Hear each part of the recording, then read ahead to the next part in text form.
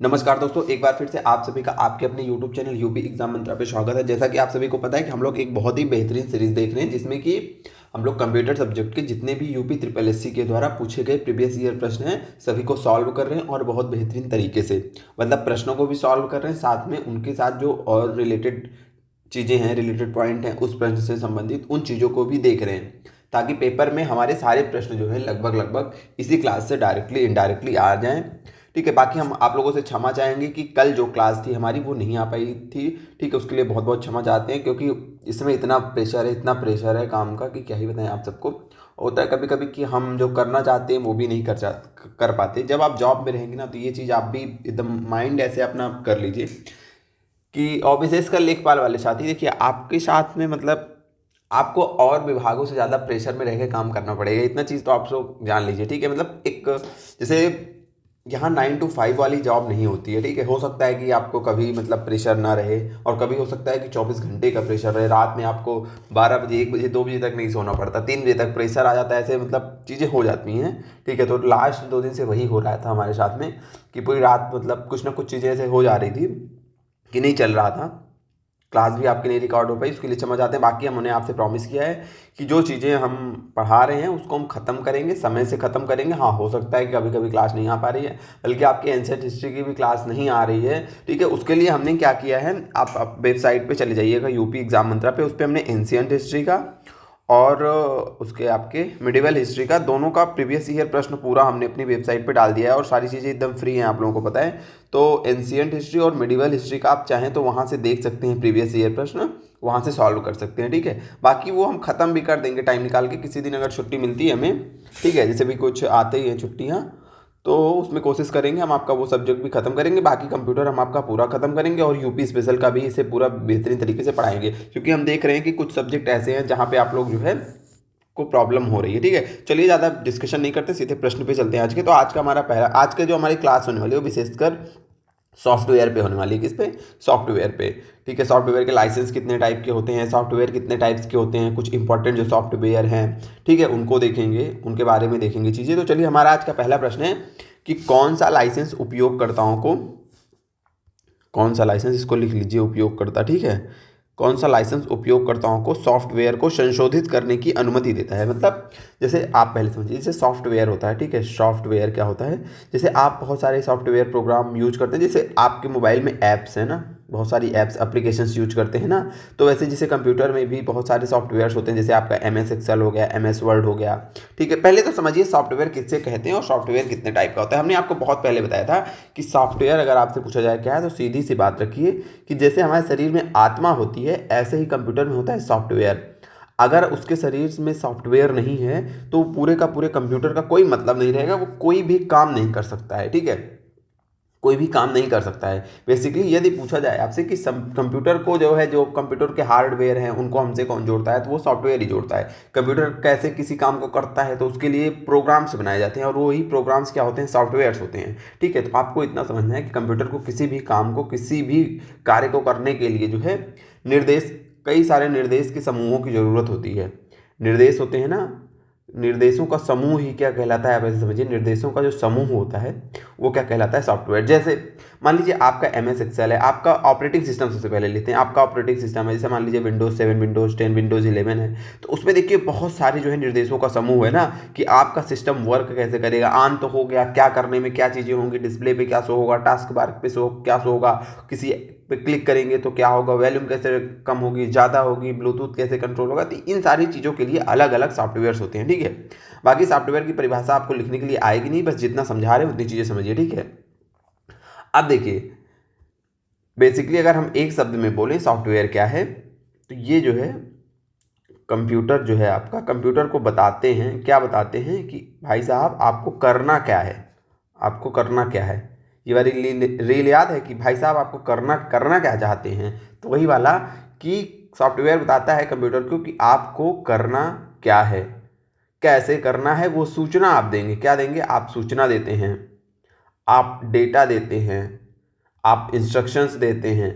ठीक है, इंस्ट्रक्शंस देते हैं, तो आप जो डेटा दे रहे हैं, सूचना दे रहे हैं, इंस्ट्रक्शंस दे रहे हैं, इसका क्या करना है, ये बताता है आपका सॉफ्टवेयर। ठीक है, आप सॉफ्टवेयर को जनरली 3 कैटेगरी में बांट सकते हैं, सिस्टम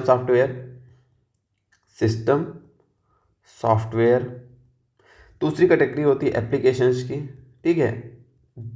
अभी सब बताते हैं क्या है ये चीज़ें, एप्लीकेशन हो गई, और अगला हो गया आपका यूटिलिटी सॉफ्टवेयर, एक सेकेंड, यूटिलिटी सॉफ्टवेयर, ठीक है। इन 3 चीज़ों को आपको याद रख। ये देखिए, ये ऐसे सॉफ्टवेयर, सिस्टम सॉफ्टवेयर क्या है, सिस्टम सॉफ्टवेयर ऐसे सॉफ्टवेयर होते हैं इन पे यूज़र कोई डायरेक्टली काम नहीं करता, मतलब ये यूज़र का कोई काम करते नहीं है, डायरेक्टली यूज़र का कोई काम नहीं करते हैं, बल्कि ये जो है हार्डवेयर, ध्यान से सुनते चलिएगा, चीज़ें समझ में आएंगी। हार्डवेयर और जो यूज़र है, उपयोग करता है, उसके बीच ये संबंध बनाते हैं, हार्डवेयर को यूज़र से जोड़ते हैं। आप कहेंगे ये कैसे, हमें समझ नहीं आया।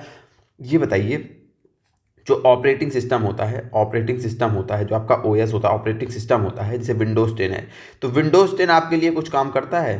आप कहेंगे नहीं, विंडोज़ 10 तो मतलब हमें जो है इस बनाता है इस योग्य कि हम अदर सॉफ्टवेयर को यूज़ कर लें। विंडोज़ 10 हमारा कोई काम नहीं करता है। मतलब आपको मान लीजिए कल जोड़ना है, तो आप विंडोज़ 10 पे नहीं जोड़ोगे, आप उसके अंदर एक अलग सॉफ्टवेयर है कैलकुलेटर, उसमें जाके जोड़ोगे। आपको एक्सेल पे काम करना है तो विंडोज़ 11 नहीं काम करता है, आप विंडोज़ 11 के माध्यम से जाओगे एक्सेल में, वो आपका सॉफ्टवेयर है, वही आपका एप्लीकेशन सॉफ्टवेयर कहलाता है, जिस पे आप कोई विशेष काम करते हो। जैसे एमएस ऑफिस के हो गए, जैसे आपका पावर पॉइंट हो गया, आपका वर्ड हो गया, आपका एक्सेल हो गया, और कौन, आपके कैलकुलेटर हो गए, ठीक है। तो अभी हम इसको समझते हैं, सिस्टम सॉफ्टवेयर क्या है कि यहाँ आप कोई डायरेक्ट काम नहीं करते हो, बल्कि ये आपको जोड़ता है कंप्यूटर के माध्यम से। जैसे हमने बोला कि आपके ऑपरेटिंग सिस्टम्स हो गए, आपके डिवाइस ड्राइवर्स हो गए, आप कहेंगे ड्राइवर्स क्या हैं? ड्राइवर्स देखिए, जैसे आपके ये है लैपटॉप में एक लगा है ब्लूटूथ, वाईफाई, इनके लिए एक हार्डवेयर लगा है ना, जो ब्लूटूथ को रिसीव करता है वाईफाई के लिए। लेकिन ये ब्लूटूथ, ये वाईफाई काम कैसे करता है? जैसे आप विंडोज 10 में गए, यहाँ पे होते हैं आइकन्स, उसमें ब्लूटूथ पे क्लिक किए तो ब्लूटूथ ऑन हो गया ना। ऑन होने के बाद उसको क्या काम करना है, कैसे डिवाइसेस से जुड़ना है, कैसे पेयरिंग होनी है, ये सारी चीज़ें ड्राइवर्स बताता है। ये सारी चीज़ें कौन बताता है? ड्राइवर्स। तो ड्राइवर्स भी एक प्रकार का क्या हो गया? सॉफ्टवेयर हो गया। किस प्रकार का सॉफ्टवेयर हो गया? System software. लेकिन ये सब आपके लिए कोई काम आपका नहीं कर रहे हैं, आपके लिए कोई सूचना नहीं तैयार कर रहे हैं, बल्कि ये आपके काम करने में सहयोग कर रहे हैं। आगे इन एप्लीकेशंस का, आगे अदर जो एप्लीकेशंस हैं उनका आप कैसे यूज करोगे, अन्य जो एप्लीकेशंस हैं, अन्य जो हार्डवेयर्स हैं, उनका आप यूज कैसे करोगे, तो वो होते हैं सिस्टम सॉफ्टवेयर। मतलब जो सिस्टम को कंट्रोल करें, जो सिस्टम से आपको जोड़ें, वो होते हैं सिस्टम सॉफ्टवेयर। हमने बताया जैसे आपका ऑपरेटिंग सिस्टम हो गए, आपके ड्राइवर्स हो गए, ये इतनी चीज़ दिमाग में रखनी है। अब एप्लीकेशन सॉफ्टवेयर में चलते हैं। अब आप कहेंगे कि ये बताइए, हमने सिस्टम सॉफ्टवेयर तो समझ लिया, एप्लीकेशन का सीधा सा मतलब होता है कि यहाँ पे आप इनका यूज़ करते हो, ये आपके लिए काम करते हैं। किसके लिए? ये एप्लीकेशन आपके लिए, आपके लिए काम करते हैं। एकदम सिंपल शब्दों में बोले तो आपके लिए क्या करते हैं? काम। आप कहेंगे अरे हमारे लिए तो कौन काम करता है? कोई नहीं काम करता, हमें अपना कपड़ा भी स्वयं धुलना पड़ता है। तो भैया ये आपका कपड़ा नहीं धुलेगा, ये क्या करेगा? ये करता है, जैसे मान लीजिए आपको बहुत सारा डेटा दे दिया गया है, रॉ डेटा। अब बोला गया है कि इसको जो है, जो भी आपको उस डेटा से करना हो, जैसे स्कूल के बच्चों का नंबर दे दिया गया, बोला इनकी मार्कशीट आप बनाइए, तो आप कहाँ पे जाएंगे? आप एक्सेल पे जाएंगे, ठीक है। एक्सेल पे जाएंगे, वहाँ पे काम करेंगे। तो एक्सेल आपके लिए काम कर रहा है ना, आप उसमें डेटा डालोगे, उसमें फार्मूला डालोगे, तो वो आपके लिए काम स्वयं करके देगा। कैलकुलेशन का काम, टेबल बनाने का काम, वो आप कहाँ करोगे? एक्सेल में। उसी प्रकार हम आपको अभी ये दे दें कि जैसे ये हमारी पीपीटी बनानी है, तो कौन करेगा ये पीपीटी बनाने का काम? आपका सॉफ्टवेयर करेगा। पावर पॉइंट आपका करेगा। कौन करेगा? Power point. आपको जोड़ना है तो आपका कैलकुलेटर काम करेगा। तो ये क्या होते हैं? ये होते हैं एप्लीकेशन सॉफ्टवेयर। ये क्या होते हैं? एप्लीकेशन, यानी कि जो हमारे आपके काम को करते हैं, हमारे आपके काम को आसान बनाते हैं, वो होते हैं एप्लीकेशन सॉफ्टवेयर। अब ये बताइए कि क्या ब्लूटूथ में आप जाके कोई काम करते हो? नहीं ना। ब्लूटूथ क्या करता है कि आपके काम का माध्यम बनता है। तो ये चीज़ें जो होती हैं, ऑपरेटिंग सिस्टम क्या कर रहा है कि आपके काम का माध्यम बन रहा है, आपको एप्लीकेशन से जोड़ रहा है, आपको हार्डवेयर से जोड़ रहा है। तो जो ये काम करते हैं, जो डायरेक्टली काम नहीं करते, बल्कि बैकग्राउंड में, ऐसे ध्यान रखना कि जो बैकग्राउंड में काम करते रहते हैं, मतलब इनके बिना तो आप कोई काम कर नहीं पाओगे। लेकिन ये सीधे सीधे नहीं काम करते। जो सिस्टम सॉफ्टवेयर होते हैं, सीधे सीधे एप्लीकेशन सॉफ्टवेयर काम करते हैं आपके लिए। सिस्टम सॉफ्टवेयर बैकग्राउंड में चलते रहते हैं, ठीक है। ये याद रखना है। अब आप बोलोगे कि ये यूटिलिटी, चलिए दो तो समझ गए, ये यूटिलिटी सॉफ्टवेयर क्या है? तो यूटिलिटी सॉफ्टवेयर बेसिकली ये सिस्टम के लिए ये भी काम करते हैं। अगर इनको बोलें तो ये सिस्टम को मेनटेन करने का काम करते हैं। क्या करने का काम करते हैं?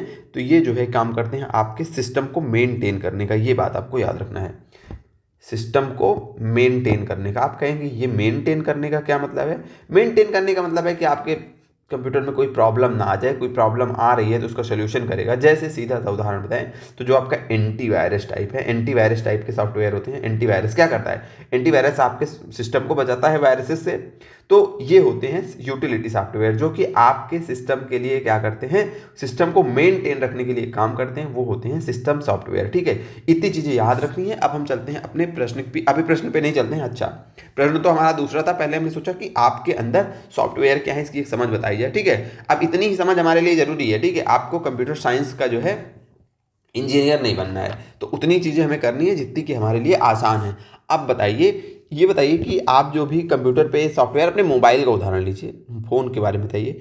कुछ चीज़ें फ्री होती हैं, हम फ्री में यूज कर लेते हैं। ठीक है, और कुछ चीज़ें फ्री नहीं होती हैं, हमें कुछ ऐप्स को यूज करने के लिए उनका पैसा देना पड़ता है। क्या देना पड़ता है? उनका पैसा दे करके हमें खरीदना पड़ता है, उनके लाइसेंस को खरीदना पड़ता है। जैसे आपको पावर पॉइंट यूज़ करना है, एक्सेल यूज़ करना है, एडोबी यूज़ करना है, तो उनके सॉफ्टवेयर को यूज़ करने के लिए आपको पैसा देना पड़ता है, लाइसेंस खरीदना पड़ता है। ठीक है, तो ये जो सॉफ्टवेयर लाइसेंस होते हैं ना, कई प्रकार के होते हैं। आपको ऐसे समझना है कि ये जो सॉफ्टवेयर लाइसेंस होते हैं ये कई प्रकार के होते हैं। आप कहेंगे कैसे, कितने प्रकार के होते हैं, हमें तो नहीं समझ में आ रहा, हम समझा रहे हैं आपको। और यहाँ से प्रश्न भी बहुत सारे आए हुए हैं कई कई पेपर्स में। ठीक है, देखिए, अगर हम सॉफ्टवेयर लाइसेंस को साधारणतः, इनको अगर हम पहले तो 3 कैटेगरी में बांटेंगे। आप समझिए, बहुत ध्यान से समझिएगा चीज़ों को, नई चीज़ें हैं तो हो सकता है थोड़ी सी समस्या हो। सॉफ्टवेयर को 3 कैटेगरी में बांटेंगे।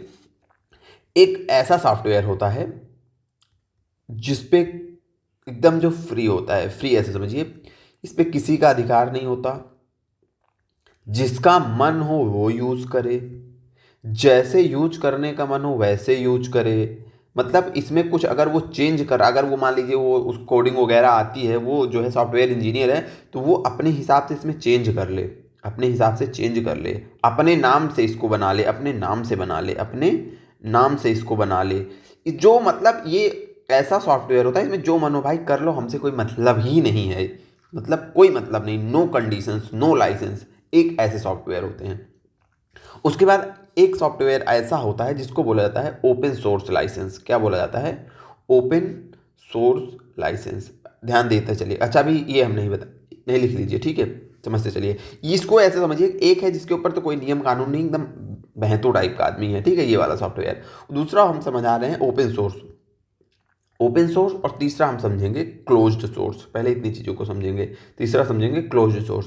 देखिए, क्लास में पहले स्टार्टिंग में हमें जितनी चीज़ें इंपॉर्टेंट लग रही है वो हम आपको समझाते चल रहे हैं, ताकि दिमाग में आपके थोड़ी सी इमेज क्लियर हो जाए। हमारा उद्देश्य ये नहीं है कि हम आपको क्वेश्चन क्वेश्चन मतलब ऐसे ही चीज़ें, मतलब उद्देश्य हमारा कतई ये नहीं है कि हमारी क्लास हो, क्लास को आप देखें और आपको कोई फ़ायदा ना हो। उद्देश्य हमारा ये होता है कि हम जो भी चीज़ें पढ़ाएं, थोड़ा सा टाइम लग जाएगा चीज़ों को, ठीक है, वहाँ से आपकी कुछ आउटपुट निकले। जब आप टेस्ट लगाएं, जब आप पेपर में बैठे तो फील हो, दिमाग में क्लिक करे कि हाँ सर ने कुछ पढ़ाया था और वो चीज़ें यहाँ पे डायरेक्टली इनडायरेक्टली आ रही हैं। हमारा उद्देश्य ये होता है। तो यही होता है, कभी कभी हम एक्सप्लेन ज़्यादा करते हैं चीज़ों को, जहाँ पे हमें आवश्यकता लगती है कि हाँ यहाँ पे आपको समझना चाहिए, समझने की ज़रूरत है। और जो भी PYQs लगाए होंगे आप, जो भी साथी हमारे मॉक टेस्ट दिए होंगे, उनको चीज़ें समझ में आ रही होगी कि हाँ ऐसे ऐसे क्वेश्चन आते हैं और आप सॉल्व नहीं कर पाते हैं, ठीक है। अब आपको ये सारी चीज़ें किसी PDF में नहीं देखने के लिए मिलेंगी, किसी बुक में। हम जितना सिंपल तरीके से करवा रहे हैं ना, इतना सिंपल कहीं पे लिखा ही नहीं है, ठीक है, क्योंकि हमारा उद्देश्य ये नहीं है। हमारा उद्देश्य ये है कि हम भी जब भी पढ़ाई करते थे ना, तो होता क्या है कि पढ़ने का उद्देश्य, जब तक आप पेपर नहीं निकला है आपका, तब तक पढ़ने का उद्देश्य ज्ञान ही नहीं होना चाहिए। पढ़ने का उद्देश्य होना चाहिए कि हमें प्रश्न को सॉल्व करना है। जब भी देखिए, हमारे पढ़ाने में यही अंतर है कि हम जब भी आपको पढ़ाएंगे तो हम उस तरीके से पढ़ाएंगे जैसे हमें पता है कि प्रश्न सॉल्व कैसे किया जाता है, प्रश्न सॉल्व करने की स्ट्रेटजी कैसे होती है। तो हरदम हम अपने प्रश्न में, हम अपने व्याख्याओं में वो लाइंस जरूर इंक्लूड करेंगे जो कि संभावित हैं कि वो आपको प्रश्न में डायरेक्टली इनडायरेक्टली देखने के लिए मिलेंगी, ठीक है। यहाँ पे हम आपको एक प्रोफेसर के जैसे नहीं पढ़ा रहे हैं, ठीक है, क्योंकि उद्देश्य भी नहीं है हमारा आपका ऐसा उद्देश्य भी नहीं है कि हम आप जो हैं ज्ञानी बने, प्रोफेसर नहीं बनना है हमें आपको पेपर निकालना है। पेपर निकालना एक अलग कला होती है, ठीक है। तो चलिए समझते हैं, प्रश्न पे आते हैं हम, अपने ज़्यादा डिस्कशन नहीं करते हैं। तो ओपन सोर्स क्या है और क्लोज्ड सोर्स क्या है? पहले तो ये समझिए, ये दोनों कहीं ना कहीं रेगुलेटेड होते हैं। रेगुलेटेड का मतलब इन दोनों, जो ये दोनों टाइप के सॉफ्टवेयर होते हैं, ये नियमों से बंधे होते हैं। ऐसा नहीं है कि जैसे फ्री वाला हमने बताया कि जो मानो वो करो, ठीक है, जो मानो वो करो, अपना नाम लिख लो सॉफ्टवेयर में। जैसे मान लीजिए अभी जो आपका MS वर्ड है, MS वर्ड है, या फिर कोई आपके मोबाइल, जैसे मान लीजिए व्हाट्सअप का उदाहरण लेते हैं, ठीक है, सब लोग व्हाट्सअप चलाते हो, मान लीजिए ये है मोबाइल ऐप है समझिए सॉफ्टवेयर है। अभी ऐसा होता है कि इसकी कोडिंग आपको दे दी जाती है, ठीक है, मान लीजिए ये इसकी कोडिंग उपलब्ध होती है। वैसे ही समझिए, अगर इसकी कोडिंग मार्केट में उपलब्ध होती, मतलब ये जो कैसे बना है, ये सारी चीज़ें एक ऐसे प्लेटफॉर्म पे होती कि हर आदमी एक्सेस कर सकता, हर आदमी एक्सेस कर सकता, तो इसको बोलते हैं ओपन सोर्स। ओपन सोर्स मतलब उसका जो सोर्स है, उसकी जो कोडिंग है, कैसे वो एप्लीकेशन बना है, ये अगर पब्लिक है, ये क्या है, अगर ये पब्लिक में है कि कोई भी जान सकता है कि उसका सोर्स क्या है, उसकी कोडिंग क्या है, उसके कोड्स को कोई भी जान ले, तो उसको बोलते हैं पब्लिक ओपन सोर्स सॉफ्टवेयर, ठीक है। क्लोज्ड सोर्स का क्या मतलब है? अब जैसे कि आप सबको पता है कि जो भी आपका व्हाट्सअप है, फेसबुक है, इसकी कोडिंग क्या है, मतलब ये चीज़ें कैसे बनी हुई हैं, इसको कोई नहीं जानता। इसकी कोडिंग जो है इस कंपनी ने जो है सार्वजनिक नहीं की है। तो ऐसे जिसके समझिए जिसके कोड्स जो है पब्लिक नहीं है, यानी कि कोई नहीं जानता उस कंपनी के अलावा, ठीक है, मान लीजिए इलीगली कहीं से जान भी जाता है तो उसका कहीं यूज नहीं कर सकता अपने हिसाब से, तो वो होते हैं क्लोज्ड सोर्स, ठीक है, जिसमें कोई भी प्रकार का आप मॉडिफिकेशन नहीं कर सकते। यानी कि जैसे आपको मान लीजिए ये व्हाट्सअप है, थोड़ा सा फिर समझिए, इसके कोड्स आपको दे दिए जाएं अवेलेबल हो, और उसमें आप अपने हिसाब से चेंजेस कर लें कुछ कंडीशंस के साथ।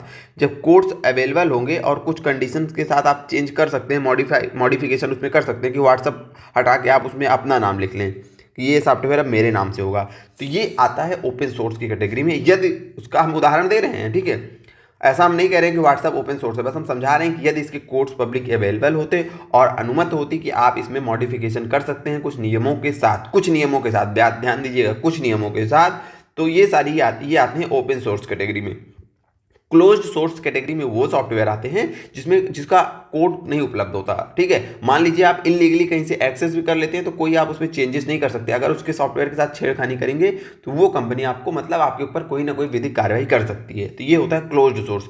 दिमाग में दो चीज़ें याद रखनी है कि जिसका कोड पब्लिक में अवेलेबल हो आप चेंज कर सकते हो, वो ओपन सोर्स है। जिसका कोड नहीं अवेलेबल है पब्लिक में, आप कोई नहीं चेंज कर सकते, वो क्या है, वो है क्लोज्ड सोर्स, ठीक है।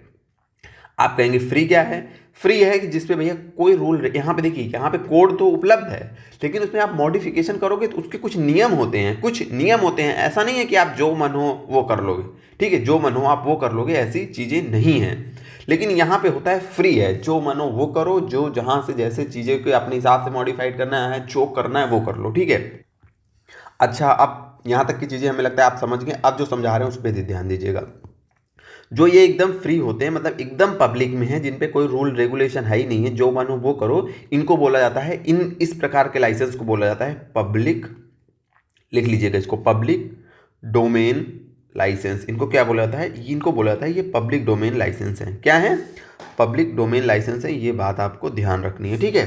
अच्छा, अब आप कहेंगे ये बताइए, इनका भी कुछ नाम होगा। ओपन सोर्स, ये तो एक कैटेगरी हो गई, ठीक है, ये एक कैटेगरी हो गई। अब इसमें कई टाइप के लाइसेंस आते हैं। जैसे ये एक कैटेगरी हो गई, इसमें पब्लिक डोमेन आता है, बस आपको याद रखना है। क्लोज्ड सोर्स में आपको क्या रखना है? क्लोज्ड सोर्स में आपको एक लाइसेंस का याद रखना है नाम, उसको बोलते हैं, तो इनको कहा जाता है जो क्लोज्ड सोर्स लाइसेंस होते हैं। जो क्लोज्ड सोर्स होते हैं इनमें एक लाइसेंस की टाइप आती है जिसको बोला जाता है प्रोप्राइटरी लाइसेंस। Proprietary license. इन सारी चीज़ों को ध्यान देते चलिएगा, प्रश्न यहाँ से आपकी परीक्षा में सीधे सीधे आए हुए हैं। तो हमने बताया जिन पे कोई रूल रेगुलेशन नहीं, जो एकदम बेहतू टाइप के हैं, उन्हें बोला जाता है पब्लिक डोमेन में। जो उनका लाइसेंस का टाइप क्या होता है, उनको बोला जाता है पब्लिक डोमेन। उसी प्रकार क्लोज्ड सोर्स जो होते हैं, जिनका सोर्स, जिनका कोड किसी को नहीं पता है, जिनमें आप कोई चेंजेस नहीं कर सकते, कोई भी प्रकार का इसमें मॉडिफिकेशन नहीं अलाउ होता है। इसको भी याद रखिएगा, ये एक लाइन एकदम, कि इसमें आप किसी भी प्रकार का इसको मॉडिफाई नहीं कर सकते, ठीक है। इसको मॉडिफाई आप नहीं कर सकते, इसमें कोई भी परिवर्तन करना अलाउ नहीं है, अलाउ नहीं है। इस सबको आप अपनी लैंग्वेज में अच्छे से लिखता चला करिए। हम धीमी गति से आपको पढ़ाते रहते हैं और इसीलिए धीमी गति से पढ़ाते हैं कि आप चीज़ों को लिखते चलिए। सारी चीज़ें यहाँ पे लिखना संभव नहीं है, ठीक है। आपको पता है कि हम सारी चीज़ें लिखेंगे तो क्लास इतनी लंबी हो जाएगी कि हमारी जो 1 घंटे की क्लास होती है वो हो जाएगी 2 घंटे 3 घंटे की क्लास, ठीक है। अच्छा चलिए, ये दो आप समझ गए, पब्लिक डोमेन और प्रॉप्राइटरी। अब आपको समझना है एक और, अभी हमारा बचा है ओपन सोर्स, ठीक है। अगले पेज पे चलते हैं, ओपन सोर्स को यहाँ पे समझाएंगे, ठीक है। चीज़ों को समझते चलिए, उसके बाद हमारा केवल क्या हो जाएगा, इसके पास डिस्कशन वाला पॉइंट कम हो जाएगा, ठीक है। हमने ओपन सोर्स देखा था। ओपन सोर्स हमने आपको पूरा बताया कि यहाँ पे आपको कोड्स अवेलेबल होते हैं और कुछ परिवर्तन आप इसमें कर सकते हैं, लेकिन नियम होते हैं। अब वही नियमों के आधार पर कि कहाँ कितने टाइप के परिवर्तन आप कर सकते हैं, इन सॉफ्टवेयर्स को दो कैटेगरी में बांटा जाता है। आप कहेंगे कौन सी दो कैटेगरी? तो एक होता है परमिसिव लाइसेंस, परमिसिव लाइसेंस, ये याद रखना है, ठीक है। दूसरा आपको याद रखना है copyleft licence, copyleft licence, ठीक है। चलिए, अब ये दोनों क्या होते हैं आपको ये समझना है। देखिए, सारा गेम वही है मॉडिफिकेशन का, सारा गेम वही है परिवर्तन का, कि क्या आप उसमें अपने अनुसार परिवर्तन कर सकते हो। तो परमिसिव लाइसेंस में क्या होता है कि यहाँ आप मॉडिफाई कर सकते हो, ध्यान दीजिएगा, मॉडिफाई आप कर सकते हो, टिक का मतलब कर सकते हो, ठीक है, मॉडिफाई आप कर सकते हो, ठीक है। और मॉडिफाई करने के बाद उसको आप शेयर भी कर सकते हो, शेयर भी कर सकते हो, ठीक है, शेयर भी कर सकते हो, एकदम ध्यान दीजिएगा। अब आपको जरूरी नहीं है कि आपने जो मॉडिफिकेशन किया है, जैसे मान लीजिए पहले वो सॉफ्टवेयर था जिसमें जो है किसी XYZ कंपनी का नाम लिखा था, ठीक है, उदाहरण दे रहे हैं, मान लीजिए वो था आपका एक्सेल हालांकि है नहीं, ठीक है, एक्सेल इस कैटेगरी में आता नहीं, हम आपको उदाहरण दे रहे हैं, ठीक है। या फिर एकदम व्हाट्सअप वाला ही उदाहरण देते हैं, व्हाट्सअप है नहीं, पहली बात तो हम आपको ये बता दे रहे हैं कि व्हाट्सअप इस कैटेगरी में आता नहीं, बस आप लोग यूज करते हो इसीलिए हम आपको उदाहरण दे रहे हैं, ठीक है। मान लीजिए व्हाट्सअप में आपने कोई परिवर्तन, आपको अभी ये ओपन सोर्स होता और आप व्हाट्सअप में कोई परिवर्तन कर लेते, आप व्हाट्सअप में क्या करते, कोई परिवर्तन कर लेते कि चलिए ये हम परिवर्तन कर दे रहे हैं, अब ये इस तरीके से काम नहीं, अब इस तरीके से काम करेगा। मान लीजिए उसमें स्टेटस वाला फीचर आप हटा देते या स्टेटस की जगह कोई और फीचर ऐड कर देते। मान लीजिए आप व्हाट्सअप में एक ऐसा फीचर ऐड करते हैं जैसे यूट्यूब में है वीडियोज़ वाला, लॉन्ग वीडियोज़ वाला, ठीक है, लॉन्ग वीडियोज़ वाला आपने फीचर ऐड कर दिया, मतलब आपने व्हाट्सअप का आपको मिला सोर्स, मिला कोडिंग मिली और उसमें आप परिवर्तन कर दिया, ठीक है। तो ये अलाउ होता है, इस कैटेगरी में परिवर्तन अलाउ होता है। उसके बाद अब आपने जो परिवर्तन किया तो ये नया, ठीक है, ये क्या हो गया, उसका अपडेटेड वर्जन बन गया, उसका अपडेटेड वर्जन बन गया। अब इसको आप शेयर भी कर सकते हो, इसको शेयर कर सकते हो और अपना बनाकर शेयर कर सकते हो, अपना बनाकर कि भाई अब ये मेरा है, अब ये मेरा है, अब ये मेरा है, यानी कि प्राइवेट रूप में इसको बेच सकते हो। जैसे ये अब पहले था इतना तो आप इनसे ले लिए, लेकिन अब इसमें आप जो परिवर्तन किए हैं, अब आपको जरूरी नहीं है कि आप अपना भी कोड शेयर करें अपना। अब जैसे देखिए पहले तो था आपको ओपन सोर्स मिल गई थी चीज़ें, ओपन सोर्स में कोड मिला, उस कोड को आप लेके परिवर्तन कर दिया, परिवर्तन करके अब आप उसको जो परिवर्तन किया तो अब आप उसको बेच सकते हो। अब क्या कर सकते हो, अब आप उसको बेच सकते हो और आपको बताने की ज़रूरत नहीं है कि हमने इसमें क्या किया है, आपको अपना कोड देने की ज़रूरत नहीं है। सिंपल एग्जांपल एक और समझ आते हैं। जैसे मान लीजिए कि आपने एक लाया जो है पैकेट जो है नमकीन का, एक पैकेट लाया नमकीन का, ये समझिए ये नमकीन पैकेट क्या है, ये परमिसिव लाइसेंस है, ये परमिसिव लाइसेंस है। अब क्या करेंगे ना, आप इस नमकीन में कुछ चेंज कर देंगे, जैसे तीखा ज़्यादा कर देंगे, नमक कम कर देंगे, थोड़ा सा मीठा मिला देंगे, पहले आपको पता है जो अब ये नमकीन कैसे बनी है, ये चीज़ें आपको पता है, ठीक है, मान लीजिए ये चीज़ें आपको पता हैं, उसके आधार पे आपने अब ये कुछ उसमें परिवर्तन भी कर दिया, अब ये नमकीन ऐसी हो गई, अब इसको बेच सकते हैं आप अपना बनाकर, जरूरी नहीं है किसका, और आपको ये बताने की भी ज़रूरत नहीं है, इसका सोर्स, इसका कोड, इसकी कोड बताने की भी ज़रूरत आपको नहीं है, इसका सोर्स कोड आपको बताने की भी ज़रूरत नहीं है। तो ये होते हैं परमिसिव लाइसेंस। मतलब इसमें क्या होता है कि आपको परमिसिव लाइसेंस में होता है, ये एकदम ध्यान से समझिएगा कि आपको तो सोर्स कोड पता चल जाता है, आपको सोर्स कोड पता होता है, उसके आधार पर आप क्या करते हैं, उस एप्लीकेशन को मॉडिफाई करते हैं और मॉडिफाई करके बेच सकते हैं।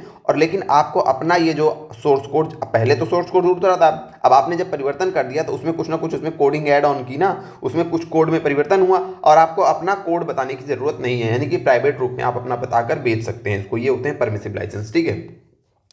अब थोड़ा सा अंतर यहाँ पे आ जाता है कॉपी लेफ्ट, इसको अलग क्यों रखा है, क्योंकि इसमें कोई ना कोई परिवर्तन होगा तभी ये अलग कैटेगरी में है। तो अब इसमें चेंज क्या होता है, अब यहाँ पे आप ध्यान दीजिएगा यहाँ पे कि जैसे हमने बताया कि यहाँ पे आप इसको अपना बना के बेच सकते हो, यहाँ पे अपना बना के बेच सकते हो, इसमें अंतर यही होता है कि आपको मिला, क्या मिला, आपको सोर्स कोड मिला, ठीक है, यहाँ पे भी मिलता था, आप कहेंगे चलो यहाँ तक दोनों में सिमिलर है, यहाँ पे भी आप मॉडिफाई कर सकते हो, मतलब इसमें मॉडिफिकेशन कर सकते हो, हम कहेंगे बिल्कुल आप कर सकते हो, बिल्कुल आप कर सकते हो। फिर हम कहेंगे आप शेयर कर सकते हो, बिल्कुल शेयर कर सकते हो, लेकिन इसके शेयर करने और इसके शेयर करने में अंतर होता है। यहाँ पे आप इसको प्राइवेट अपना बनाकर बेच सकते हो, मतलब कि आपको कोड बताने की जरूरत नहीं है, सोर्स कोड बताने की जरूरत नहीं है, लेकिन जो कॉपी लेफ्ट होते हैं इसमें आपको बताने की जरूरत होती है कि आपको अपना सोर्स कोड देना पड़ता है, आपको अपना सोर्स कोड देना पड़ता है। आपको अपनी, जैसे यहाँ से आपको पूरी कोडिंग मिली थी, अब आपने जब परिवर्तन किया तो जो आपने परिवर्तन किया वो भी आपको बताना पड़ेगा पूरा।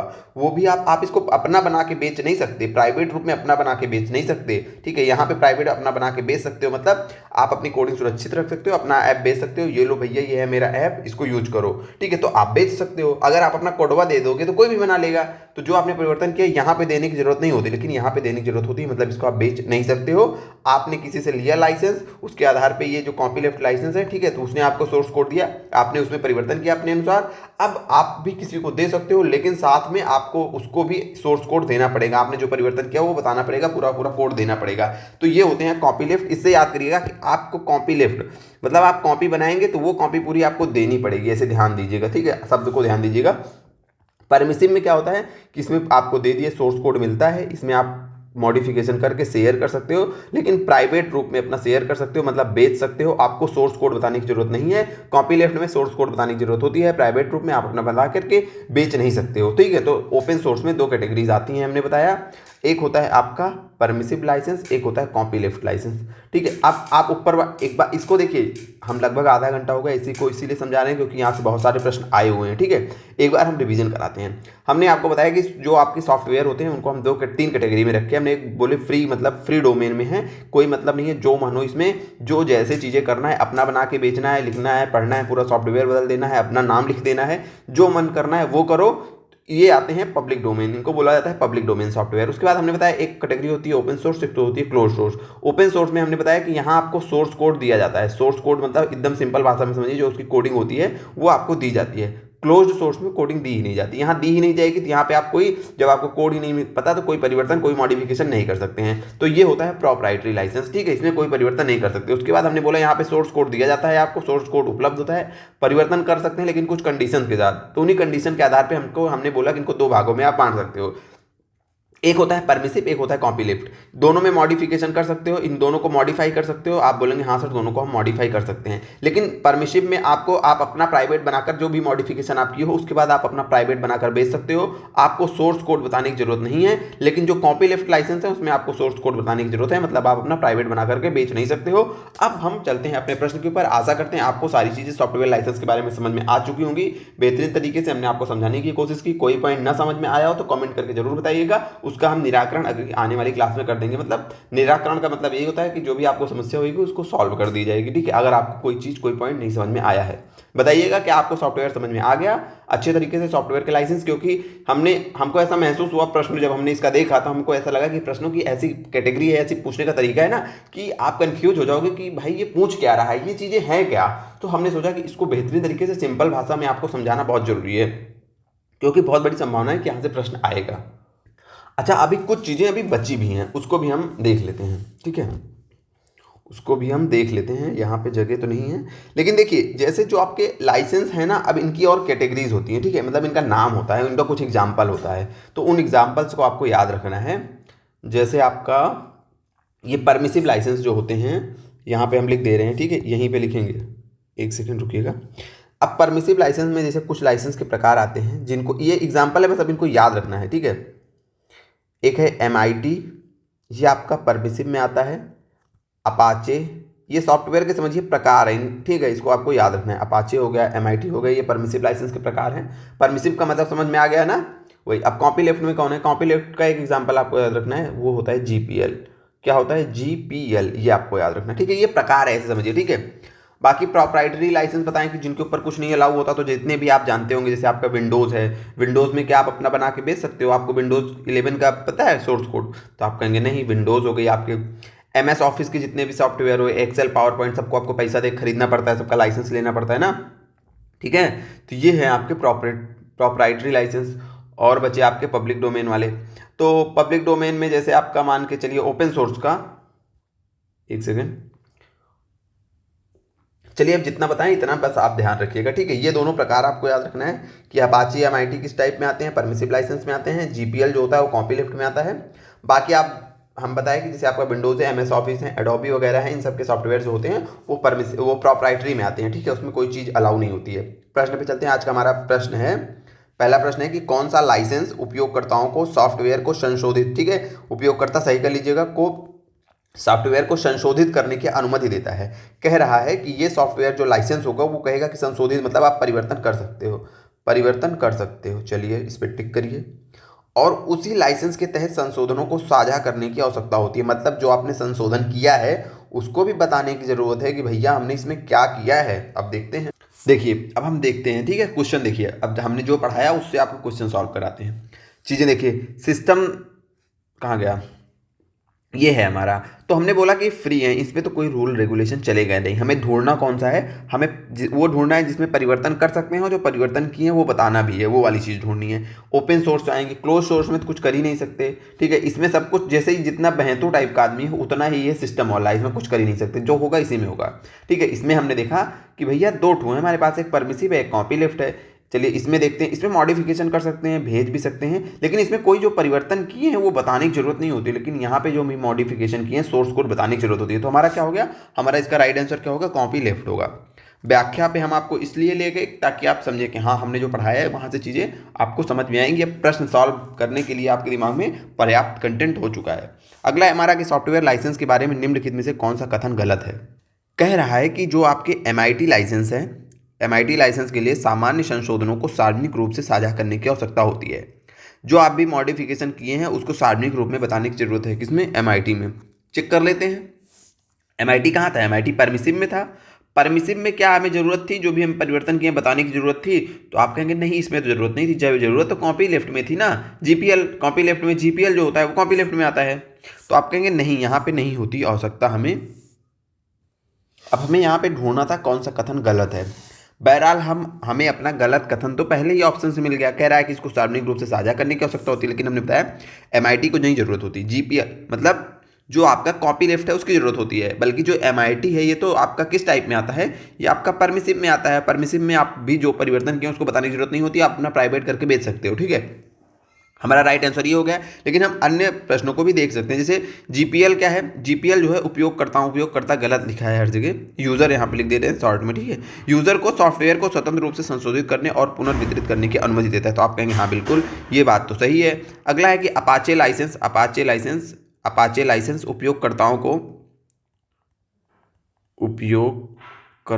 को संशोधित सोर्स कोड साझा करने के लिए बाध्य किए बिना वाणिज्यिक उपयोग और संशोधन की अनुमति देता है। हाँ, तो आप कहेंगे कि अपाचे जो होता है, हाँ अपाचे इसमें आता है, मतलब आपको कुछ बताने की जरूरत नहीं है। तो क्या वही तो कह रहा है कि सोर्स कोड साझा किए बिना वाणिज्यिक उपयोग, हाँ हमने बोला कि आप अपना बना के बेच सकते हो। तो अपाचे और जो आपका MIT है ये दोनों इसी कैटेगरी में आते हैं, परमिसिव लाइसेंस की कैटेगरी में, ठीक है। अगला है कि प्रॉप्राइटरी सॉफ्टवेयर लाइसेंस सॉफ्टवेयर को पुनर्वितरित और संशोधन को प्रतिबंधित करते हैं। बिल्कुल, प्रॉप्राइटरी मतलब वो जो कंपनी होती है बोलती है कि आप इसमें कुछ नहीं कर सकते हो। तो हमारा रॉन्ग मिल गया, बाकी सारी चीज़ें हमने आपको पहले ही बता दी थी, ठीक है। कुछ भी ऐसा कुछ उस क्वेश्चन में नहीं बताता जिसका डिस्कशन हमने नहीं किया है, ठीक है। अगला हमारा क्वेश्चन ये है कि विंडोज टास्क बार को खुले अनुप्रयोगों के बीच शीघ्रता से स्विच करने की अनुमति देता है। क्या आपको विंडोज टास्क बार के बारे में पता है? देखिए, जो ऐसे आपका कंप्यूटर या लैपटॉप की स्क्रीन देखिए, तो यहाँ पे तो आप जो काम कर रहे हैं वो ऐसे नीचे एकदम पतली सी पट्टी होती है, ध्यान दिए आप लोग, पट्टी होती है, यहाँ पे ऐसे बना होता है, जिस पे आप क्लिक करेंगे तो आपके जितने भी ऐप्स हैं वो आ जाएंगे। यहाँ पे ऐसे वो ऐप्स होते हैं जिनको आप वर्तमान में यूज़ कर रहे हो, वो सब यहाँ पे शो होती हैं, वो सब यहाँ पे क्या होती हैं, शो होती हैं। जो भी ऐप ऐसे आपकी यहाँ पे खुली है फुल स्क्रीन में या फिर हाफ स्क्रीन में, या फिर आपने जिसको ओपन कर दिया, जैसे आप कोई भी पेज विंडो पे खोलेंगे तो ऐसे दो ऑप्शन है, यहाँ पे मिनिमाइज करने का ऑप्शन होता है, वो देंगे तो यहाँ पे शो होता रहेगा, बैकग्राउंड में काम करना चलता रहेगा। ये जो आपकी ये विंडो है ये मिनिमाइज हो जाएगी, छोटी सी हो जाएगी, ठीक है। या फिर होता है कि आप दूसरा ऐप खोल लेंगे तो दूसरा सॉफ्टवेयर खोल लेंगे तो इसकी ऊपर आ जाती है, वो वाली विंडो नीचे चली जाती है। तो अगर मिनिमाइज कर देंगे तो वो नीचे आके बैठ जाती है, लेकिन टास्क बार में वो चीज़ें शो होती रहती है, ठीक है। तो बेसिकली टास्क बार आप लोग देखें ना, जैसे ऐसे नीचे होता है, उसमें जो भी ऐप वर्तमान में खोलें सब ऐसे दिखती रहती हैं, सबका आइकॉन दिखता रहता है। तो कह रहा है, पहला है कि विंडोज टास्क बार उपयोगकर्ताओं को खुले अनुप्रयोगों के बीच, खुले अनुप्रयोग मतलब जितने भी सॉफ्टवेयर आप यूज़ कर रहे हैं वो आपका खुला अनुप्रयोग है वर्तमान में, के बीच शीघ्रता से स्विच करने की अनुमति देता है। तो बिल्कुल हाँ देता है। जैसे मान लीजिए ये हमारा वर्ड का यूज कर रहे हैं, इस पे हैं, अब हमें वर्ड से पावर पॉइंट भी ओपन किए हैं, वर्ड पावर पॉइंट पे जाना है तो हम माउस का बटन इस पे ला के क्लिक कर देंगे तो खटाक से पावर पॉइंट वाला पेज दिखने लगेगा। इस पे व्हाट्सअप ओपन किया तो इस पे क्लिक करेंगे तो फटाक से व्हाट्सअप ओपन होने लगेगा। जितने भी ऐप खोले हैं जिसके आइकन पे हम नीचे आके क्लिक कर देंगे वो यहाँ पे क्या होने लगता है, वो यहाँ पे शो होने लगता है। तो वही लिखा है कि विंडोज टास्क बार उपयोगकर्ताओं को खुले अनुप्रयोगों के बीच, मतलब जो भी ओपन ऐप्स हैं उनके बीच शीघ्रता से स्विच करने की अनुमति देता है। तो हाँ बिल्कुल देता है, ये सही है। अगला कह रहा है कि टास्क बार पर प्रत्येक आइकन केवल एक न्यूनतमकृत मिनिमाइज्ड अनुप्रयोग का निरूपण करता है। कह रहा है कि टास्क बार का प्रत्येक आइकन, ध्यान दीजिएगा, प्रत्येक आइकन केवल एक न्यूनीकृत, तो न्यूनीकृत जरूरी नहीं है, न्यूनीकृत का मतलब मिनिमाइज्ड। जैसे देखिए ये है हमारा सॉफ्टवेयर, तो न्यूनीकृत का मतलब होता है जब आप कोई पेज देखते हैं ना तो वहाँ पे एक ऐसे ऐसे एक होता है आइकन जिस पे ऐसे केवल ऐसे लाइन होती है। तो जब आप इस पर क्लिक करते हो तो ये पेज, काम तो इस पे चलता रहता है लेकिन ये पेज विंडो से यहाँ से गायब हो जाता है, बल्कि ये बस ऐप में आपको दिखता रहता है। जब ऐप पे आप इस ऐप पे क्लिक करोगे टास्क बार वाली तो ये पूरा पेज ओपन हो जाएगा, ठीक है, ये पूरा पेज ओपन हो जाएगा। लेकिन आप इस पे जब क्लिक करोगे तो पेज क्लोज हो जाएगा, ये वर्क करता रहेगा बैकग्राउंड में लेकिन ये पेज आपको दिखना बंद हो जाएगा। इसको बोलते हैं मिनिमाइज। तो कह रहा है केवल एक मिनिमाइज्ड अनुप्रयोग का निरूपण करता है, तो नहीं, केवल एक का नहीं करता, जितने का आपका मन हो, जितने ऐप का मन हो उतना ऐप एक साथ, आपके कंप्यूटर में कितनी रैम लगी है वो सारी चीज़ें उस पर डिपेंड करती है। 1, 10, 15, 20 जितना मन हो उतना ऐप यहाँ पे खोल के रख सकते हो। डिपेंड करता है कि आपके कंप्यूटर की कैपेबिलिटी कितनी है, उसकी क्षमताएं कितनी है। तो ये हमारा गलत हो जाएगा, तो हमें वो ढूंढना है जो हमारा बोले कि ए सही है, तो हमारा वही जो है ऑप्शन सी हो जाएगा कि केवल अभिकथन सही है। देखिए हिंदी में थोड़ा सा ध्यान दीजिएगा क्योंकि हिंदी, देखिए पहले ही हमने आपको बताया कि इतना टाइम नहीं रहता है कि हम पूरी क्लास को टाइप करें, तो हम अपना कंटेंट जो होता है, आजकल आप लोगों को पता है कि एआई का टाइम आ गया है, काफ़ी चीज़ें हमारे काम को आसानी बनाती है, तो हम अपना कंटेंट जो है एआई पे डालते हैं तो वो स्लाइड हमारी बना देता है। तो कभी कभी वो गलतियाँ कर देता है, ठीक है, जहाँ पे ज़्यादा चीज़ें होती हैं तो उसको हम सुधार देते हैं क्लास में। तो हिंदी पे मत ध्यान दिया करिए, कंटेंट पे ध्यान दिया करिए।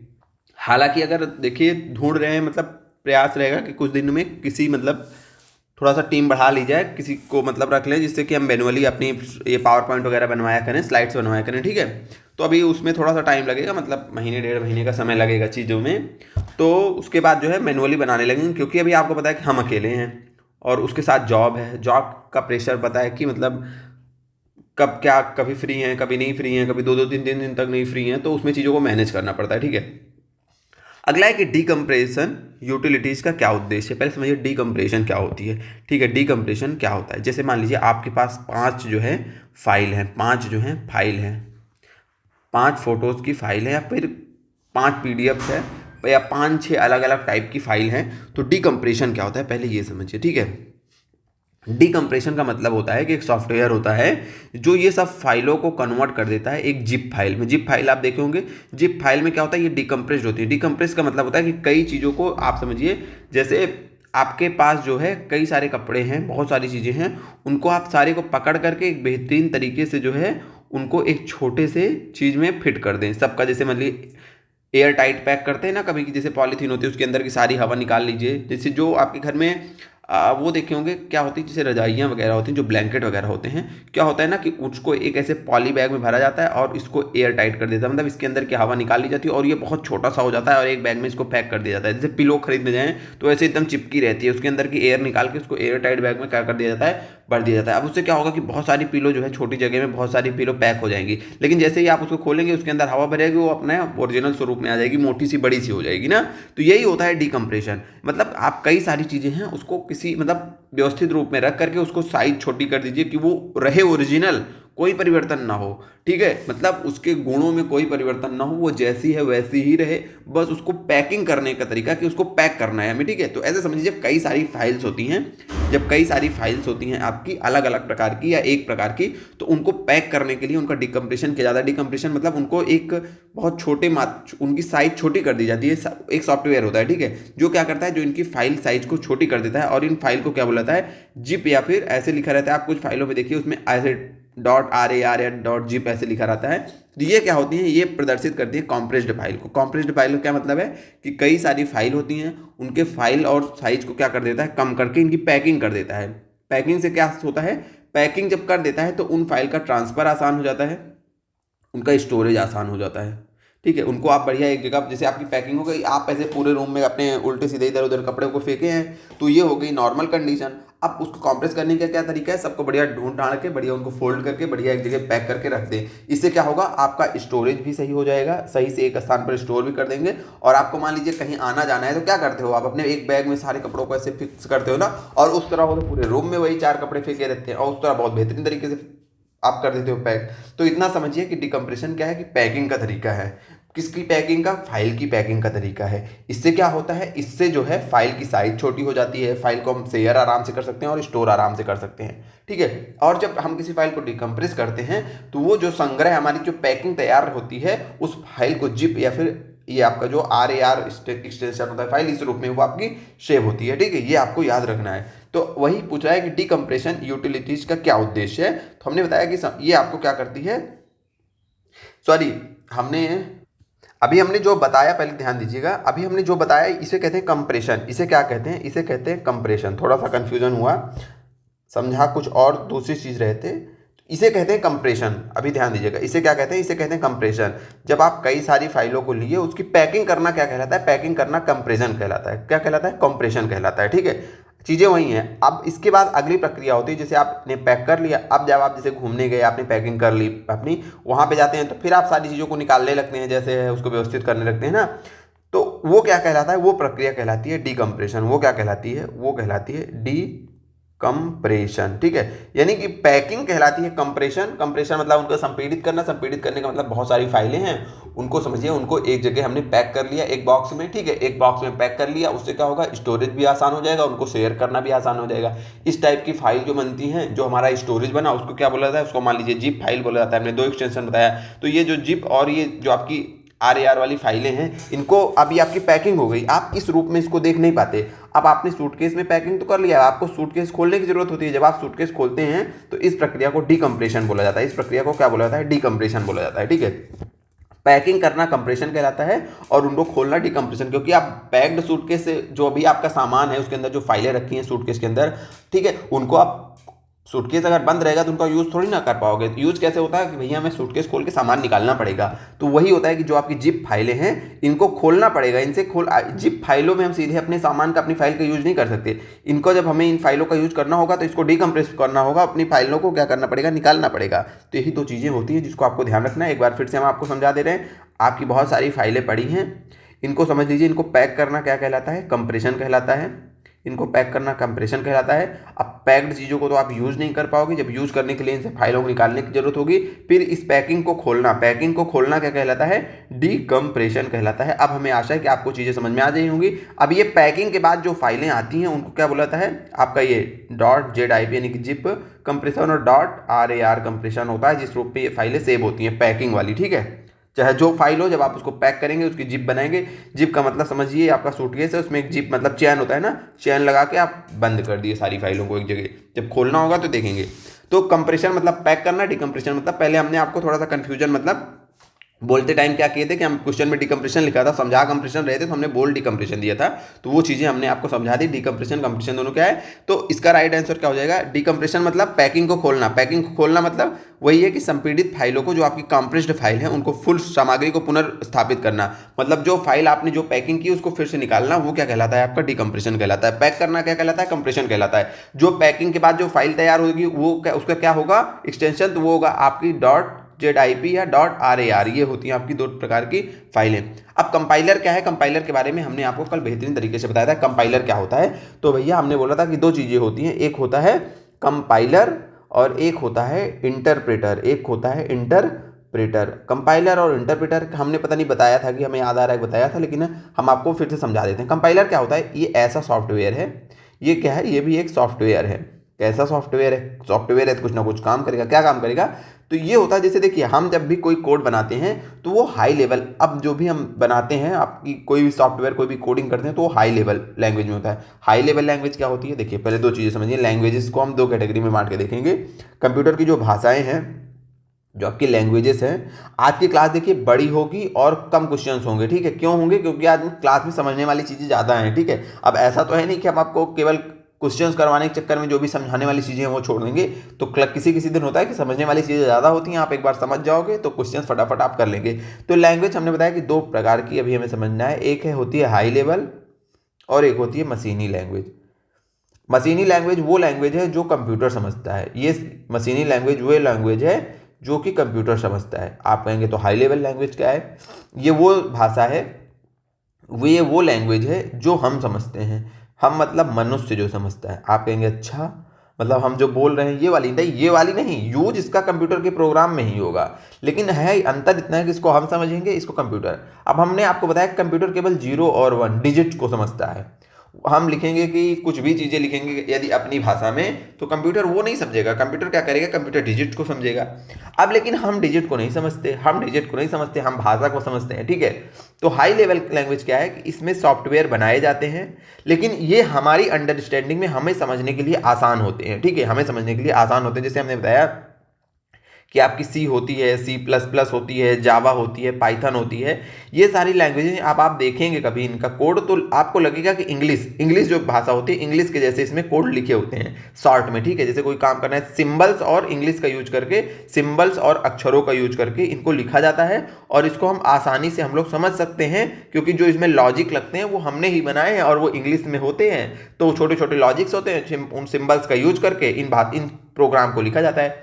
प्रोग्राम तो हमने लिख लिया, लेकिन ये प्रोग्राम कंप्यूटर नहीं समझेगा। कंप्यूटर को समझने के लिए मशीनी लैंग्वेज की जरूरत होती है। कंप्यूटर को समझने के लिए मशीन एकदम धैर्यता के साथ समझते चलिए। हमें पता है कुछ लोगों को समझ में नहीं आ रहा होगा, अभी हम फिर एग्जांपल देंगे, समझ जाएंगे आप। कंप्यूटर को समझने के लिए मशीनी लैंग्वेज की आवश्यकता होती है। हम चाहे जितना बेहतरीन सॉफ्टवेयर बना ले पाइथन से, जावा से, लेकिन जब तक कंप्यूटर उसको नहीं समझेगा वो काम कैसे करेगा, ठीक है। तो मतलब बीच में हमें किसी की जरूरत होती है जो कि कंप्यूटर की हमने जो कोडिंग की है उसको कंप्यूटर को बताता है, कंप्यूटर की भाषा में चेंज कर सकता है। अब आप देखिए, ये है हमारे प्रधानमंत्री जी नरेंद्र मोदी, ठीक है, माननीय प्रधानमंत्री जी, हमारे पीएम जी हैं, ठीक है। ये हैं फ्रांस के प्रधानमंत्री। ये क्या है? फ्रांस के। इनको केवल फ्रेंच आती है। इनको क्या आती है? केवल फ्रेंच आती है। हमारे मान लीजिए प्रधानमंत्री जी हैं, मान लीजिए इनको हम मान ले रहे हैं इनको केवल हिंदी आती है। इनको केवल क्या आती है? हिंदी। इनको कई सारी भाषाएं आती है, लेकिन हम मान रहे हैं कि मान लीजिए इनको केवल हिंदी आती है, ठीक है, केवल इनको हिंदी आ रही है। इनको इनसे बात करना है, संवाद जरूरी है, ठीक है, बिना बात किए कोई काम नहीं बनेगा। अब ये बात कैसे करेंगे? बीच में कोई माध्यम की जरूरत होती है। अब होगा क्या कि इनकी जो पूरी स्पीच तैयार की जाएगी वो किस में तैयार की जाएगी? बढ़िया हिंदी में तैयार की गई कि आपको ये बोलना है, ये बोलना है, पूरा प्रोग्राम तैयार हो गया हिंदी में। लेकिन अब यहाँ पे ये आप पूरा जब प्रोग्राम तैयार होगा ये बोलेंगे तो यहाँ का आदमी बैठाया जाएगा, क्योंकि इनकी चाहे जितनी अच्छी हिंदी की स्पीच हो, ये थोड़ी ना समझेंगे फ्रेंच वाले, बिल्कुल नहीं समझेंगे। इनसे काम निकलवाना है तो अपनी पूरी स्पीच हम इनके लिए हिंदी में तैयार कर लेंगे। चलिए ऐसे बोलना है, ये चीज़ें हैं, ये इस चीज़ पे हम समझौता करेंगे, पूरा फॉर्मेट हमने बना लिया। अब बस एक चीज़, यहाँ पे एक आदमी बैठेगा जिसको बोलते हैं ट्रांसलेटर। वो क्या करेगा?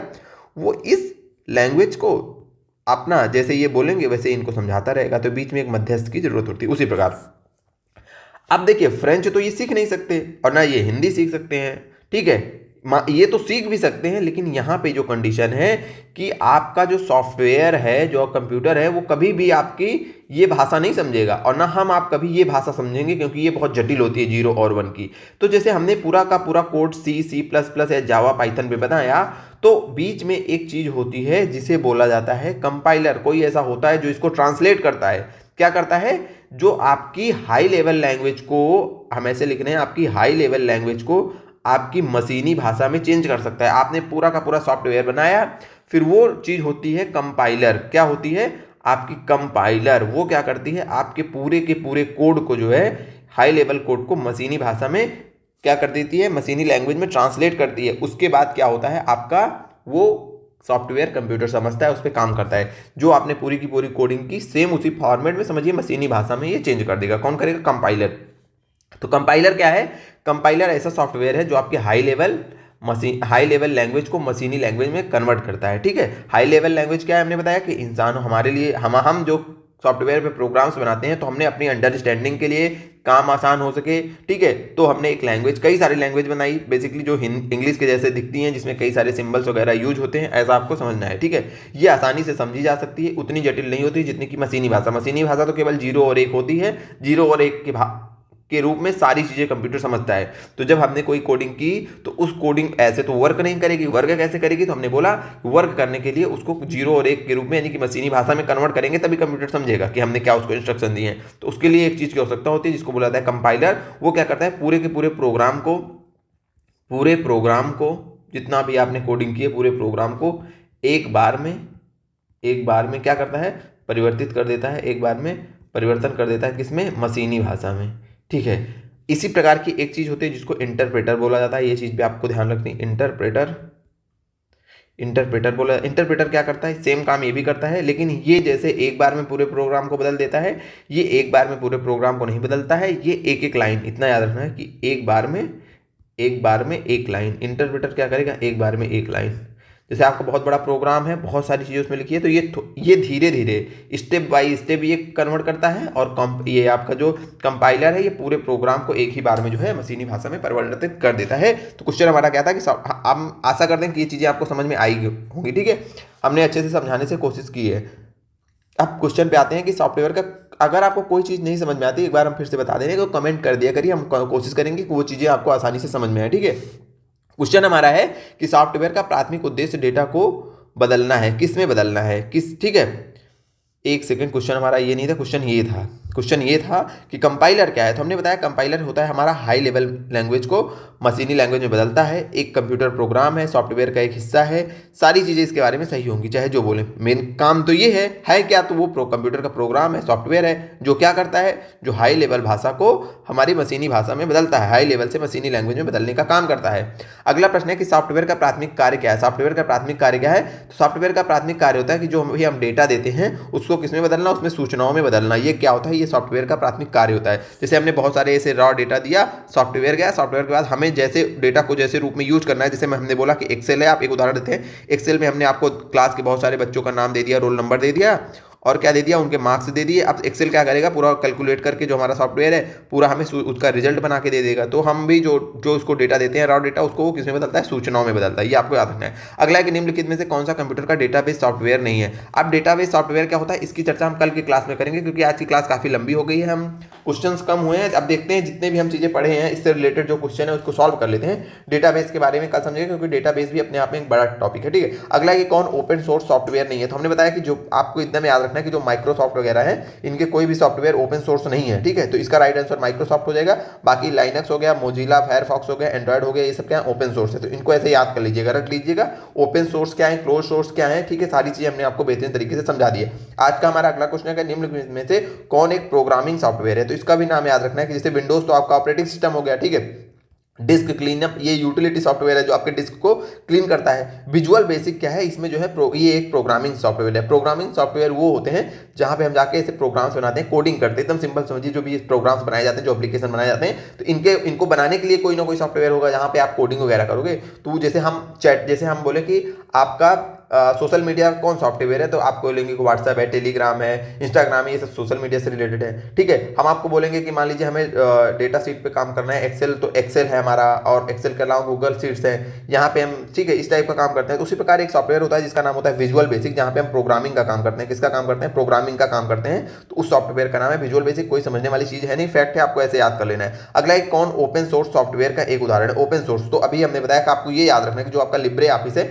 जैसे आपका एमएस ऑफिस होता है ना, एमएस ऑफिस तो आपका ओपन सोर्स नहीं है, क्लोज सोर्स है। उसी प्रकार एक लिब्रे ऑफिस आता है जिसमें आपको पावर, उसकी जो है नाम दूसरा है, वहाँ पे पावर पॉइंट जैसा आपको एक सॉफ्टवेयर मिल जाएगा, आपको वर्ड जैसा एक सॉफ्टवेयर मिल जाएगा, लेकिन वो ओपन सोर्स है। ठीक है, उसको आपको कोई लाइसेंस का पैसा नहीं देना पड़ता है, उसमें आप मॉडिफिकेशन वगैरह कर सकते हो। ओपन सोर्स क्या है, हमने आपको बताया। तो ओपन सोर्स है आपका क्या है, लिब्रे ऑफिस। देखिए, इनका आप एक नोट्स बना लीजिएगा अलग से कि जो भी अभी पीवाईक्यूज में पूछे गए कौन कौन से ओपन सोर्स है, कौन कौन से क्लोज सोर्स है, उनकी तकनीकी भाषा क्या है, मतलब वो किस आधार पे ओपन सोर्स है, किस आधार पे क्लोज सोर्स है, क्या उनकी कंडीशन है, वो हमने बताई है। बाकी अब चीजें फैक्ट है कि कौन सा ऐप ओपन सोर्स है, कौन सा सॉफ्टवेयर क्लोज सोर्स है, तो ये सब आपको याद कर लेना है। ठीक है, तो आपका लिब्रे ऑफिस क्या है, लिब्रे ऑफिस आपका ओपन सोर्स सॉफ्टवेयर है। ये क्वेश्चन भी हम कल देखेंगे। ठीक है, अब आज की क्लास में हमने जितनी चीज़ें देखी हैं उससे रिलेटेड या उससे थोड़ा सा मिलती जुलती जो चीज़ें उनको ही देखेंगे। ये है कि एक पेशेवर बोर्ड गेम, ये एक गेम है, ठीक है, जिसका नाम है बोर्ड गेम गो। कह रहा है कि इसका एक खिलाड़ी था, इसका एक बहुत अच्छा खिलाड़ी था। समझिए वो क्या था, बहुत अच्छा खिलाड़ी था। इस खिलाड़ी को एक कंप्यूटर प्रोग्राम था जिसने हरा दिया। जिसने क्या क्या हरा दिया, मतलब समझिए क्वेश्चन आप पहले समझिए। बोर्ड गेम गो क्या है, एक गेम है। इस गेम को खेलने वाला एक बहुत प्रसिद्ध खिलाड़ी था। इस खिलाड़ी को जो है ये मानव था। ठीक है, इस मानव क्यों बोले अभी आप देखिएगा। इस खिलाड़ी को एक लोगों ने हरा दिया, एक प्रोग्राम है समझिए, एक प्रोग्राम ने इस खिलाड़ी को हरा दिया और उस प्रोग्राम का नाम क्या है, उस प्रोग्राम का नाम है अल्फागो। क्या है उसका नाम? अल्फागो है। ये आपको याद रखना है। ये हालांकि पुराना क्वेश्चन है, पूछेगा नहीं। अगला है कि फोटोशॉप एक सॉफ्टवेयर है जिसका उपयोग इमेज एडिटिंग, ग्राफिक्स डिजाइनिंग और डिजिटल आर्ट के लिए बड़े पैमाने पर किया जाता है। निम्नलिखित में से किस? तो फोटोशॉप आपको पता होना चाहिए। अब देखिए, जो भी मशहूर ऐप्स हैं उनको आप याद कर लीजिएगा। यहाँ से आपको क्या समझने को मिलता है कि जो भी कई सारी एप्लीकेशंस हैं तो उनसे हमें पूछेगा कि इस एप्लीकेशन को किसने बनाया, इस सॉफ्टवेयर को किसने बनाया। जैसे फोटोशॉप के बारे में पूछ रहा है तो फोटोशॉप किसका है? तो एप्पल का है। उसी प्रकार आपसे पूछे कि पावर पॉइंट किसका है, एमएस वर्ड किसका है, तो ये सब किसका है? ये सब माइक्रोसॉफ्ट का है। ठीक है। अब आपसे पूछेगा कि जैसे कुछ और चीज़ें हैं, जैसे आप व्हाट्सअप है, फेसबुक है, इंस्टाग्राम है, इनका भी पूछ सकता है कि इनकी जो मेन कंपनी है वो कौन सी है। ठीक है। आगे देखते हैं, आगे प्रश्नों पे चलते हैं। हाँ, एक काम और आपको याद रखना है, होमवर्क दे रहे हैं। आपका क्या काम है कि जैसे आप याद करिएगा कि जो आपका आईफोन आता है उसमें जो है कौन सा सॉफ्टवेयर यूज होता है वेब ब्राउजिंग के लिए, और आपके एंड्रॉयड के कौन से प्रमुख वेब ब्राउजर्स हैं ये। ठीक है। ये आपको होमवर्क है, आप ढूंढिएगा, क्योंकि इस टाइप के क्वेश्चन पूछे जाते हैं कि कौन सा सॉफ्टवेयर किसका है। तो जो आपके अगल बगल जिन सॉफ्टवेयर का आप यूज़ करते हो डेली लाइफ में, मोबाइल वगैरह में, टैबलेट में, अपने ऐप्स में, तो उनको यूज़ करते समय आपको एक दिमाग में एक बात रखनी है कि उसकी वो कौन सी कंपनी की है, उसकी मेन कंपनी कौन सी है। ठीक है। पेरेंट कंपनी कौन सी है। ठीक है। वो चीज़ आपको गूगल पे सर्च कर लेना है। और उससे क्या होगा कि भाई हम बहुत सारी चीज़ें पढ़ा नहीं सकते कौन कौन सी है, लेकिन आप जब ये 15-20 दिन ये काम करोगे, जितने ऐप यूज कर रहे हो, एक बार गूगल पे सर्च कर लोगे कि इनकी कंपनी कौन सी है, किस कंपनी से रजिस्टर्ड है, यानी कि इनकी पेरेंट कंपनी कौन सी है, तो वो चीज़ें आपको याद रखनी है। वो चीज़ें क्या होगी? आसानी होगी आपको याद रखने में। और जो भी अगर उनके किसी बड़ी कंपनी है तो उसके आपके मालिक का मतलब सीईओ का नाम भी आपको याद रख लीजिएगा। ठीक है।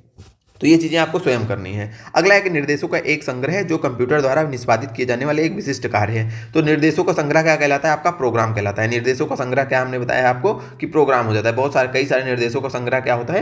प्रोग्राम आपका कहलाता है। बढ़ते हैं अगले प्रश्न की। आज का हमारा अगला प्रश्न है, जो क्वेश्चन हम छोड़ रहे हैं इसको कल की क्लास में देखेंगे। ठीक है। आज हमने जितना आपको स्टार्टिंग में काफ़ी 30-40 मिनट हमने आपको 2 चीज़ें समझाई, वो बहुत ज़्यादा जरूरी थी, तो उस पर आधारित या थोड़े से मिलते जुलते जो फैक्चुअल क्वेश्चन है उनको हम कर ले रहे हैं। बाकी हमने आपको डेटाबेस छोड़वाया। डेटाबेस इसलिए हमने छोड़ दिया क्योंकि बहुत लंबी क्लास हो जाएगी डेटाबेस अभी अगर हम करने की कोशिश करेंगे तो।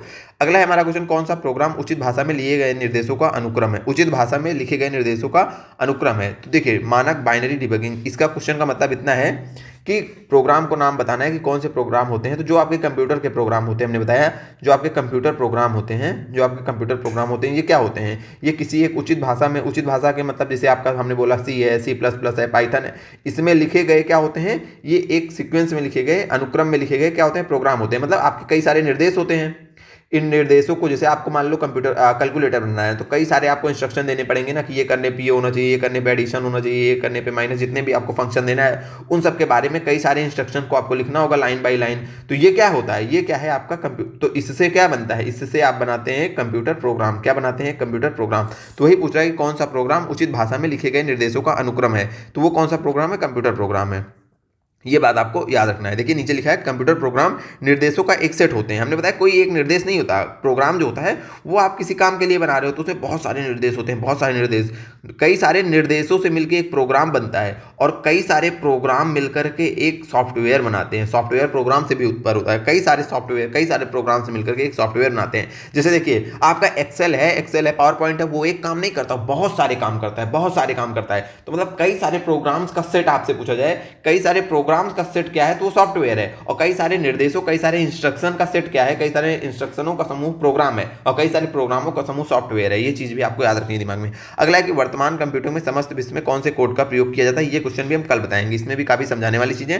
यहाँ पे ध्यान दीजिएगा कि आपके विंडोज में कौन सी शॉर्टकट की है जिसको आप दबाएंगे तो क्या हो जाएगा? आपका विंडोज लॉक हो जाएगी, कंप्यूटर आपका लॉक हो जाएगा। कंप्यूटर को लॉक करने के लिए कीबोर्ड के लिए कौन से शॉर्टकट का यूज किया जाता है? तो आपको याद रखना है विंडोज+L। विंडोज+L कंप्यूटर को लॉक करता है। अब हम आपको होमवर्क दे रहे हैं, ठीक है। होमवर्क इसलिए दे रहे हैं ताकि आप लोग थोड़ा सा रिसर्च करके कमेंट करो, और या फिर कमेंट ना भी करो तो अपनी कॉपी में लिखो, थोड़ा सा मेहनत करो तो चीजें आपको पता चलेंगी। विंडोज+D इसका किस लिए यूज होता है? और याद करना है कि ALT प्लस, अच्छा इसको रहने दीजिए, इसको हम बाद में जाएं, इसको बताइए। ALT+Tab बता ही दीजिए इसका किस लिए यूज होता है, आपको ये भी बताना है। उसके बाद Windows+E इसका भी यूज, ये दोनों आप कमेंट करके बताइएगा, ठीक है। इसका तो हमने बता दिया कि Windows+L, Windows+D एक, ALT+Tab और Windows+E तीनों आप कमेंट करके बताइएगा कि इनका यूज कहाँ पे होता है, ठीक है। विंडोज सिस्टम को रिस्टोर सुविधा व्यक्तिगत फाइलों को प्रभावित की, इसको हम भी कल बताएंगे, ये क्वेश्चन भी कल देखेंगे। डेटाबेस से संबंधित ये भी, इसको भी कल देखेंगे। अगला है कि निम्नलिखित में से कौन सा सॉफ्टवेयर विकास में कंपाइलर की भूमिका का सबसे अच्छा वर्णन। कंपाइलर क्या है अभी हमने बताया आपको। कंपाइलर क्या करता है कि वो आपकी हाई लेवल लैंग्वेज को मशीनी भाषा में कंप्यूटर जो समझता है उस भाषा में कन्वर्ट करता है। तो ये कह रहा है कि यह निष्पादन पहले से उच्च स्तरीय प्रोग्रामिंग भाषा को मशीनी कोड में परिवर्तित करता है। एकदम यही हो जाएगा इसका राइट आंसर, और कहीं जाने की जरूरत ही नहीं है। ठीक है, कंपाइलर के बारे में एकदम बेसिक, एकदम एक लाइन याद करिए कि हाई लेवल लैंग्वेज को किसमें चेंज करेगा, मशीनी भाषा में चेंज करेगा। हाई लेवल लैंग्वेज आपकी सी है, सी प्लस प्लस है, पाइथन वगैरह, जावा, ये सब क्या है, हाई लेवल लैंग्वेज है। मशीनी भाषा क्या है, कंप्यूटर जिसको समझता है वो मशीनी भाषा है, मशीन जिसको समझती है वो मशीनी भाषा है। मशीन किसको समझती है, यानी कि कंप्यूटर किसको समझती है, कंप्यूटर केवल 0 और 1 के फॉर्मेट में जो भी उसको इंस्ट्रक्शन मिलेगा उसी को समझेगा। तो ये आपने बहुत बड़ा सा प्रोग्राम बना दिया, लेकिन अब कंप्यूटर तो उसको समझोगे नहीं। समझने के लिए हमें बीच में ट्रांसलेटर की जरूरत होती है, जो हाई लेवल लैंग्वेज को ट्रांसलेट करेगा किसमें, मशीनी लैंग्वेज में। वो ट्रांसलेटर ही हमारा क्या होता है, कंपाइलर होता है। ठीक है, बढ़ते हैं आगे। बस इतना ही क्वेश्चन था, हम लगभग 21 क्वेश्चन करीब लाते हैं आज की क्लास में। बस इतना ही। कल की क्लास में जो हमारे कुछ छूटे हुए क्वेश्चन है, जैसे डेटाबेस से रिलेटेड और 1-2 और क्वेश्चन है, उनको हम कवर करेंगे।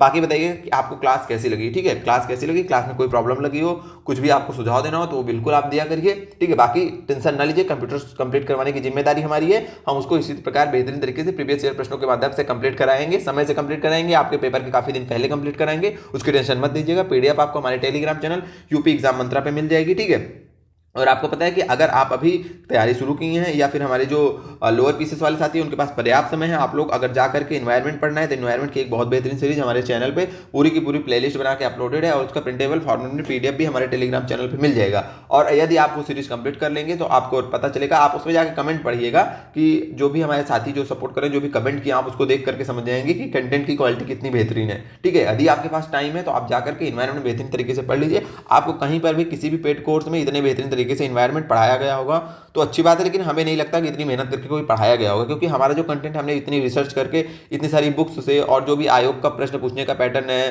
ठीक है, क्योंकि पीसीएस में बहुत इंपॉर्टेंट है आपका एनवायरनमेंट, तो आपका आयोग यूपी ट्रिपल एस से भी पूछना शुरू किया है, उसने वहीं से चीज़ें ली हैं। तो हमने पीसीएस से जो भी क्वेश्चन आए हुए हैं आपके, पीसीएस जहाँ से क्वेश्चन पूछता है, आपका यूपी ट्रिपल एस से जहाँ से क्वेश्चन पूछता है, दोनों पे बढ़िया प्रीवियस ईयर पे हमने बहुत अच्छे से वर्क किया है। उसके बाद हमने कंटेंट तैयार किया है, तो बहुत बेहतरीन कंटेंट है। अगर आप उसकी 2-3 क्लासेस लेकर अगर आप जाएंगे मॉक टेस्ट लगाने, तो आपको डायरेक्टली वहाँ से क्वेश्चन देखने को मिलेगा।